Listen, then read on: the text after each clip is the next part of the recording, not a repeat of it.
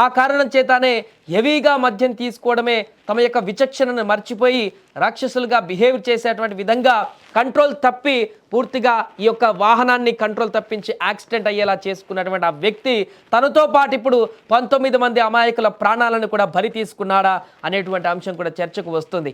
8:30 తర్వాత ఇంకా ఎంత మద్యం తీసుకున్నారు వాళ్ళనేది కూడా చర్చకు వస్తుంది.